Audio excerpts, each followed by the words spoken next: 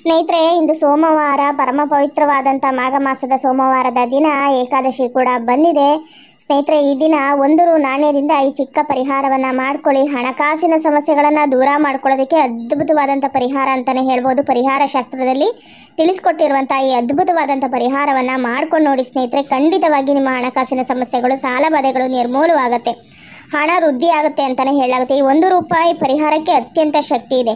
ಯಾವುದೇ ಒಂದು ಕಾರ್ಯ ಮಾಡಬೇಕು ಅಂತಂದ್ರೂ ನಾವು 101 ರೂಪಾಯಿ, 11 ರೂಪಾಯಿ, 21 ರೂಪಾಯಿ ಈ ರೀತಿಯಾಗಿರ್ತೀವಿ. 1 ಅನ್ನೋದು ಅದು ವೃದ್ಧಿಸುವಂಥ ಶಕ್ತಿ ಇರುವಂಥದ್ದು. ನೀವು 1 ರು ನಾಣ್ಯವನ್ನು ಲಕ್ಷ್ಮೀ ದೇವಿ ಸ್ವರೂಪವಾಗಿ ನಾವು ಭಾವಿಸ್ತೀವಿ. ಹಾಗಾಗಿ ಈ 1 ರು ನಾಣ್ಯವನ್ನು ನೀವು ತೆಗೆದುಕೊಂಡು ಪರಿಹಾರವನ್ನು ಮಾಡಿಕೊಂಡ್ರಿ ಅಂದರೆ ಖಂಡಿತವಾಗಿ ನಿಮ್ಮ ಸಮಸ್ಯೆಗಳು ದೂರವಾಗುತ್ತೆ ಸ್ನೇಹಿತರೆ. ಅದರಲ್ಲೂ ಈ ದಿನ ಏಕಾದಶಿ ತುಂಬಾ ಒಳ್ಳೆಯ ದಿನ ಇದೆ. ಮಾಘ ಮಾಸದ ಏಕಾದಶಿ ಅಂದರೆ ಅತ್ಯಂತ ಶಕ್ತಿಯುತವಾದಂಥ ದಿನ. ಸೋಮವಾರದ ದಿನ ಇದನ್ನು ಮಾಡ್ಕೊಳ್ಬೇಕಾಗುತ್ತೆ ಸ್ನೇಹಿತರೆ. ಸಾಯಂಕಾಲ ಒಂದು ಪರಿಹಾರವನ್ನು ಮಾಡ್ಕೊಳ್ಳಿ. ಅದಾದಮೇಲೆ ರಾತ್ರಿ ಮಲಗುವ ಮುನ್ನ ಈ 1 ರು ನಾಣ್ಯದಿಂದ ಈ ಪರಿಹಾರವನ್ನು ಮಾಡ್ಕೊಳ್ಳಿ ಸ್ನೇಹಿತರೆ. ಈ ದಿನ ಈ ಪರಿಹಾರ ಮಾಡ್ಕೊಂಡು ನೋಡಿ, ನೀವು ಆಶ್ಚರ್ಯಪಡುವಷ್ಟರ ಮಟ್ಟಕ್ಕೆ ನಿಮ್ಮ ಜೀವನ ಬದಲಾಗುತ್ತೆ. ಈ 1 ರೂಪಾಯಿ ಅನ್ನೋದು 1 ಲಕ್ಷಕ್ಕೆ 1 ರು ಕಮ್ಮಿ ಆದರೂ ಅದು ಲಕ್ಷ ಅಂತ ಅನಿಸ್ಕೊಳ್ಳಲ್ಲ. 1000ಕ್ಕೆ 1 ರು ಕಮ್ಮಿ ಆದರೂ ಕೂಡ ಅದು 1000 ಅಂತ ಅನಿಸ್ಕೊಳ್ಳಲ್ಲ. ಅಂತಹ ಒಂದು ಶ್ರೇಷ್ಠ ಈ ಒಂದಕ್ಕಿದೆ. ಒಂದನ್ನು ನಾವು ಎಲ್ಲದಕ್ಕಿಂತ ಮಿಗಿಲು ಅಂತ ನಾವು ಭಾವಿಸ್ತೀವಿ. 1 ರು ನಾಣ್ಯ ಲಕ್ಷ್ಮಿ ಸ್ವರೂಪವಾಗಿರೋದ್ರಿಂದ ಲಕ್ಷ್ಮಿ ಅನುಗ್ರಹ ಕೂಡ ನಿಮಗೆ ಸಿಗುತ್ತೆ ಸ್ನೇಹಿತರೆ. ಜೀವನ ಅಂದಮೇಲೆ ಏನಾದರೂ ಒಂದೊಂದು ಸಮಸ್ಯೆಗಳಿದ್ದೇ ಇರುತ್ತೆ. ಮಕ್ಕಳ ವಿದ್ಯಾಭ್ಯಾಸದಲ್ಲಿ ಸಮಸ್ಯೆ ಆಗ್ತಾ ಇರುತ್ತೆ, ಅಥವಾ ಹಣಕಾಸು ಸಮಸ್ಯೆಗಳಂತೂ ಸರ್ವೇ ಸಾಮಾನ್ಯವಾಗಿ ಎಲ್ಲರ ಜೀವನದಲ್ಲೂ ಒಂದಲ್ಲ ಒಂದು ಸಮಯದಲ್ಲಿ ಹಣಕಾಸಿನ ಸಮಸ್ಯೆಗಳು ಬಂದುಬಿಡುತ್ತೆ. ಎಷ್ಟೇ ನೀವು ಕೋಟಿ ವ್ಯವಹಾರ ಮಾಡಿದ್ರೂ ಕೂಡ, ಕೋಟಿ ವ್ಯವಹಾರ ಮಾಡುವಂಥವ್ರಿಗೂ ಕೂಡ ಅವ್ರದ್ದೇ ಆದಂತಹ ಕಮಿಟ್ಮೆಂಟ್ಗಳಿರುತ್ತೆ, ಅದಕ್ಕೆ ತಕ್ಕ ಆದಂಥ ಯೋಜನೆಗಳಿರುತ್ತೆ. 1000ದಲ್ಲಿ ಖರ್ಚು ಮಾಡೋರು ಇರ್ತಾರೆ, ಕೋಟಿ ಲೆಕ್ಕದಲ್ಲಿ ಖರ್ಚು ಮಾಡೋರು ಇರ್ತಾರೆ. ಎಷ್ಟು ಕೋಟಿ ಇದ್ರೂ ಕೆಲವೊಮ್ಮೆ ಆ ಕೋಟಿ ಕೂಡ ಹೋಗಿ ಭಿಕ್ಷಾಧಿಪತಿಗಳಾಗುವಂತಹ ಸಮಸ್ಯೆಗಳಿರುತ್ತೆ. ದಾರಿದ್ರ್ಯ ಅನ್ನೋದು ಒಕ್ಕರ್ಸ್ಕೊಂತು ಅಂತಂದರೆ, ಇಂಥ ದಾರಿದ್ರ್ಯಗಳನ್ನು ನಿವಾರಣೆ ಮಾಡಿಕೊಂಡು ಹಣವನ್ನು ವೃದ್ಧಿ ಮಾಡ್ಕೊಳ್ಬೇಕು ಅಂದರೆ ಈ 1 ರು ನಾಣ್ಯದ ಪರಿಹಾರ ಅದ್ಭುತವಾಗಿ ಕೆಲಸ ಮಾಡುತ್ತೆ ಸ್ನೇಹಿತರೆ. ಈ ಒಂದು ಪರಿಹಾರ ಮಾಡ್ಕೊಂಡ ನಂತರ ಖಂಡಿತ ನಿಮ್ಮ ಜೀವನದಲ್ಲಿ ಸಾಕಷ್ಟು ಬದಲಾವಣೆಯನ್ನು ನೋಡ್ತೀರಾ. ಮುಖ್ಯವಾಗಿ ಸಾಲದ ಸಮಸ್ಯೆಗಳಿಂದ ನರಳಾಡ್ತಾ ಇದ್ದೀರಾ, ಬಡ್ಡಿ ಕಟ್ಟೋದಕ್ಕಾಗದೆ ಗುದ್ದಾಡ್ತಾ ಇದ್ದೀರಾ, ಎಷ್ಟು ದುಡಿದ್ರೂ ಕೂಡ ಕೈಯಲ್ಲಿ ಹಣ ನಿಲ್ತಾ ಇಲ್ಲ. ಇವತ್ತು ಬಂದಿದ್ದ ಹಣ ಹೀಗೆ ಹೋಗ್ತಾ ಇದೆ. ಇವತ್ತು ದುಡಿತೀರಾ, ನಾಳೆ ಮಾರನೇ ದಿವಸದಷ್ಟೊತ್ತಿಗೆ ಕೈಯಲ್ಲಿ ಕಾಸಿರಲ್ಲ, ಮತ್ತೆ ಸಾಲ ಮಾಡಬೇಕಾದ ಪರಿಸ್ಥಿತಿ ಬರ್ತಾ ಇರುತ್ತೆ. ಅನಿವಾರ್ಯ ಪರಿಸ್ಥಿತಿಗಳು ಬಂದ್ಬಿಡುತ್ತೆ. ಆಕಸ್ಮಿಕವಾಗಿ ಹಣ ನಷ್ಟ ಆಗುವಂಥದ್ದು. ಇವತ್ತು ಚೆನ್ನಾಗಿರ್ತೀರ, ನಾಳೆ ಅನಾರೋಗ್ಯ ಸಮಸ್ಯೆಗಳು ಬಂದ್ಬಿಡುತ್ತೆ, ಅಪಘಾತಗಳಾಗ್ಬಿಡುತ್ತೆ, ಆಕ್ಸಿಡೆಂಟ್ಗಳಾಗುವಂಥ ಚಾನ್ಸಸ್ ಜಾಸ್ತಿ ಇರುತ್ತೆ. ಇಲ್ಲ ಏನಾದರೂ ಒಂದೊಂದು ಸಮಸ್ಯೆ, ಬಿಸ್ನೆಸ್ಸಲ್ಲಿ ವಿಪರೀತ ಲಾಸ್ ಆಗಿಬಿಡ್ಬೋದು.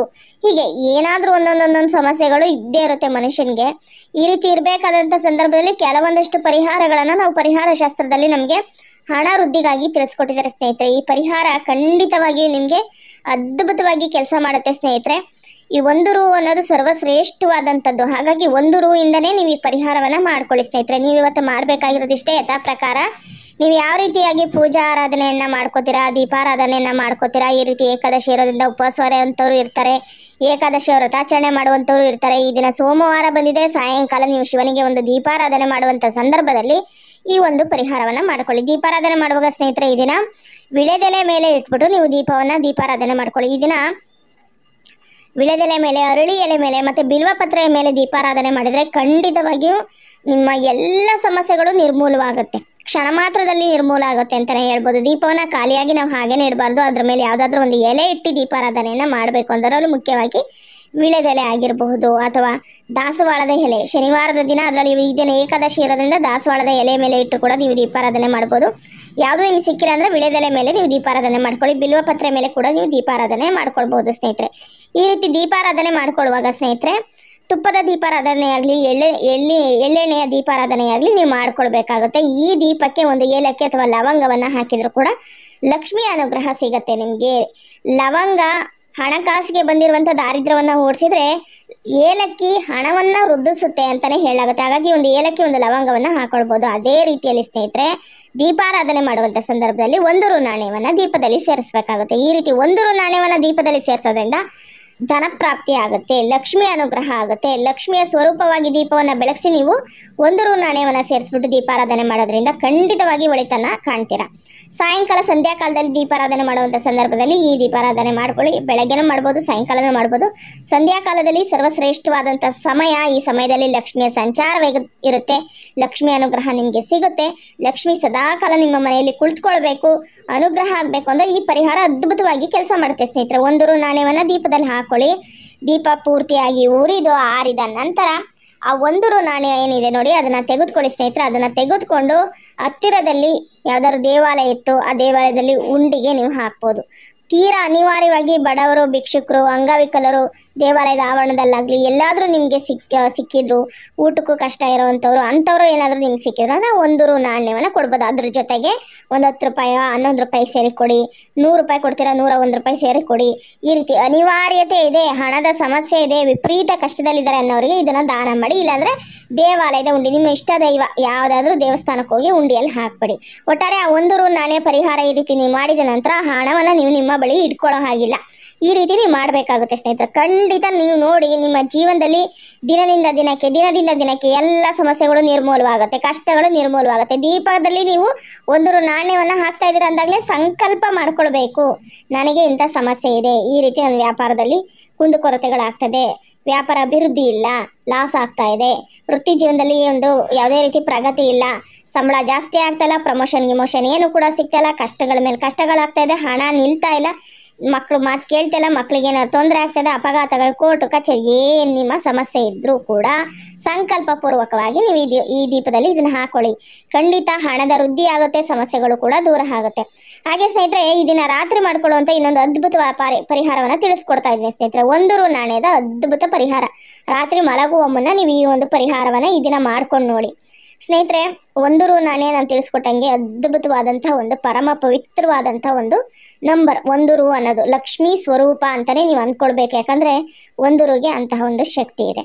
ನಾವು ಯಾವಾಗಲೂ ಯಾರಿಗಾರು ದಾನ ಮಾಡಬೇಕಾದ್ರೆ ಹೇಳಿ 101 ರೂಪಾಯಿ ಕೊಡ್ತೀವಿ, 1001 ರೂಪಾಯಿ ಕೊಡ್ತೀವಿ. 1 ಅಂತ ಯಾಕೆ ಕೊಡ್ತೀವಿ? ವೃದ್ಧಿಯ ಸಂಕೇತ.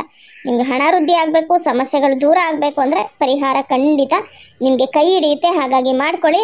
ನೀವು ಮಾಡಬೇಕಾಗಿರೋದಿಷ್ಟೇ ಸ್ನೇಹಿತರೆ. ಇನ್ನೇನು ಮಲ್ಕೊತೀರಾ ಅನ್ನುವಾಗ ಈ ಒಂದು ಪರಿಹಾರವನ್ನು ಮಾಡ್ಕೊಳ್ಬೇಕು. ಹೆಣ್ಣು ಮಕ್ಕಳಾದರೆ ಎಡಗೈಯಲ್ಲಿ ಮಾಡ್ಕೊಳ್ಳಿ, ಗಂಡು ಮಕ್ಕಳು ಈ ಪರಿಹಾರ ಮಾಡ್ಕೊಳ್ಳೋದಾದರೆ ಬಲಗೈಯಲ್ಲಿ ಮಾಡ್ಕೊಳ್ಳಿ. ಅಂದರೆ ಈ 1 ರೂ ನಾಣ್ಯನ ಬಲಗೈಯಲ್ಲಿ ಇಟ್ಕೊಳ್ಳಿ. ಹೆಣ್ಮಕ್ಳಾದರೆ ಎಡಗೈಯಲ್ಲಿ ಇಟ್ಕೊಳ್ಳಿ. ಎಡಗೈಯಲ್ಲಿ ಇಟ್ಕೊಂಡ್ಬಿಟ್ಟು ನಿಮ್ಮ ಸಮಸ್ಯೆಗಳೇನಿದೆ, ನಿಮ್ಮ ಕಷ್ಟಗಳೇನಿದೆ, ನಿಮ್ಗೇನು ತೊಂದರೆ ಆಗಿದೆ, ಯಾವುದು ಸರಿ ಹೋಗಬೇಕು ಅಂತೇಳಿ ಆ 1 ರೂ ನಾಣ್ಯದಲ್ಲಿ ನೀವು ಹೇಳ್ಕೊಳ್ಬೇಕು. ರಾತ್ರಿ ಮಲಗುವ ರಹಸ್ಯವಾಗಿ ಮಾಡ್ಕೊಳ್ಳಿ. ಯಾರೇ ಮಾಡಿಕೊಂಡ್ರು ಇದನ್ನು ಏನಕ್ಕೆ ಮಾಡ್ತಾ ಇದ್ದೀನಿ ಏನು ಅನ್ನೋದನ್ನು ನೀವು ಯಾರಿಗೂ ಕೂಡ ತಿಳಿಸ್ಬಾರ್ದು. ರಹಸ್ಯವಾಗಿ ಮಾಡಿಕೊಂಡು ಫಸ್ಟು ನಿಮ್ಮ ಇಷ್ಟ ದೈವವನ್ನು ನೆನ್ಕೊಂಡು, ನಿಮ್ಮ ಕುಲದೈವ, ಇಷ್ಟ ದೈವ ಯಾವುದು ನೀವು ಪ್ರೀತಿಯಿಂದ ದೇವ್ರನ್ನ ಪೂಜಿಸ್ತೀರಾ ಅದನ್ನು ನೀವು ನೆನೆಸ್ಕೊಂಡು ಈ 1 ರೂ ಅನ್ನು ಎಡಗೈಯಲ್ಲಿ ಅಥವಾ ಬಲಗೈಯಲ್ಲಿ, ಹುಡುಗರಾದರೆ ಬಲಗೈ, ಹುಡುಗಿರಾದರೆ ಎಡಗೈ ಇಟ್ಕೊಂಡು ನಿಮ್ಮ ಕಷ್ಟಗಳೇನಿದೆ ಅದೆಲ್ಲ ದೂರವಾಗಲಿ ಅಂತ ಹೇಳ್ಬಿಟ್ಟು ಆ ಕೈಯಲ್ಲಿ ರಾತ್ರಿ ಪೂರ್ತಿ ಇಟ್ಕೊಂಡು ಮಲ್ಕೊಂಡ್ಬಿಡ್ಬೇಕಷ್ಟೇ.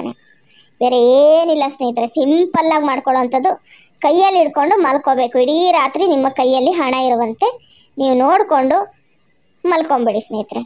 ಬೆಳಗ್ಗೆ ನೀವು ಆ ಒಂದು ಹಣವನ್ನು ತೆಗೆದು ನಿಮ್ಮ ಸ್ನಾನಾದಿ ಕೆಲಸ ಕಾರ್ಯ ಎಲ್ಲ ಮುಗ್ದು ಆದಮೇಲೆ ಬೆಳಗ್ಗೆ ನೀವು ತೆಗೆದುಕೊಂಡೋಗಿ ಯಾರಿಗಾದ್ರೂ ದಾನ ಮಾಡಬೇಕು, ಇಲ್ಲ ದೇವರಿಗೆ ಉಂಡಿಗೆ ಹಾಕಬೇಕು. ಇಷ್ಟೇ ಮಾಡಬೇಕಾಗಿರೋದು ಸ್ನೇಹಿತರೆ. ಸಿಂಪಲ್ಲಾಗಿ ಮಾಡ್ಕೊಳ್ಳುವಂಥ ಪರಿಹಾರ. ಈ ಪರಿಹಾರ ಮಾಡ್ಕೊಂಡು ನೋಡಿ, ಅದೃಷ್ಟವಂತರಾಗ್ತೀರಾ, ಕಷ್ಟಗಳು ದೂರವಾಗುತ್ತೆ, ಅಷ್ಟೈಶ್ವರ್ಯ ಭೋಗ ಭಾಗ್ಯಗಳು ಲಭಿಸುತ್ತೆ.